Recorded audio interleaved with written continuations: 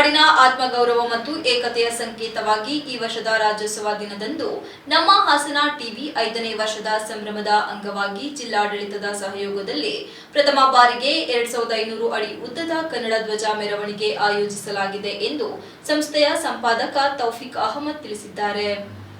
ಪತ್ರಿಕಾಗೋಷ್ಠಿಯಲ್ಲಿ ಮಾತನಾಡಿದ ಅವರು, ಈ ಬಾರಿ ನಡೆಯಲಿರುವ 70ನೇ ಕನ್ನಡ ರಾಜ್ಯೋತ್ಸವದ ವಿಶೇಷ ಆಕರ್ಷಣೆ ಎಂದರೆ 2500 ಅಡಿ ಉದ್ದದ ಬೃಹತ್ ಕನ್ನಡ ಧ್ವಜ ನವೆಂಬರ್ 1ರಂದು ಬೆಳಗ್ಗೆ 8 ಗಂಟೆಗೆ ಜಿಲ್ಲಾಧಿಕಾರಿ ಕಚೇರಿ ಆವರಣದಿಂದ ಮೆರವಣಿಗೆ ಪ್ರಾರಂಭವಾಗಿ ಜಿಲ್ಲಾ ಕ್ರೀಡಾಂಗಣದವರೆಗೆ ನಡೆಯಲಿದೆ ಎಂದು ಹೇಳಿದರು. ವಿವಿಧ ಶಾಲಾ ಮತ್ತು ಕಾಲೇಜುಗಳಿಂದ ಸುಮಾರು 3500 ವಿದ್ಯಾರ್ಥಿಗಳು ಭಾಗವಹಿಸಲಿದ್ದು, ಕನ್ನಡ ನಾಡಿನ ಗೌರವ, ನುಡಿ ಹಾಗೂ ಸಂಸ್ಕೃತಿಯ ಪ್ರತಿಬಿಂಬವಾಗಿ ಈ ಮೆರವಣಿಗೆ ನಡೆಯಲಿದೆ.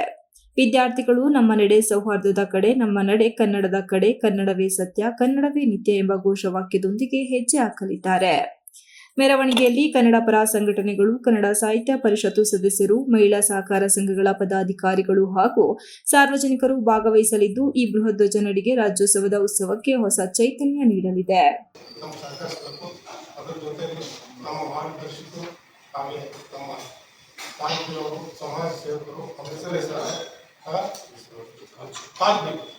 ಸೇವಕರು ಹಾಗೆ ನಮ್ಮ ಚಿತ್ರ ನಿರ್ಮಾಪಕರು, ಉದ್ಯಮಿಗಳು ಗುರುಪ್ರಸಾದ್ ಇದ್ದಾರೆ. ಹಾಗೆ ಸಂಗೀತ ನಿರ್ದೇಶಕರು ಶಕೀಲ್ ಅಹಮದ್ ನಾವು ಈಗ ಕೂತ್ಕೊಂಡಿದ್ದಾರೆ. ನಮ್ಮ ಮಹಬೂಬ್ ಬರಬೇಕಿತ್ತು, ಬೈಪಾಸ್ ಅಲ್ಲಿದ್ದಾರೆ, ಈಗ ಲೇಟ್ ಆಗುತ್ತೆ ಅದಕ್ಕೆ. ಪತ್ರಿಕಾಗೋಷ್ಠಿಯಲ್ಲಿ ಶಕೀಲ್ ಅಹಮದ್, ಸೈಯದ್ ತಾಜ್, ಗುರುಪ್ರಸಾದ್ ಉಪಸ್ಥಿತರಿದ್ದರು. Srinivas, TV 46 news Kannada, Hassan. You are watching TV 46 News Kannada.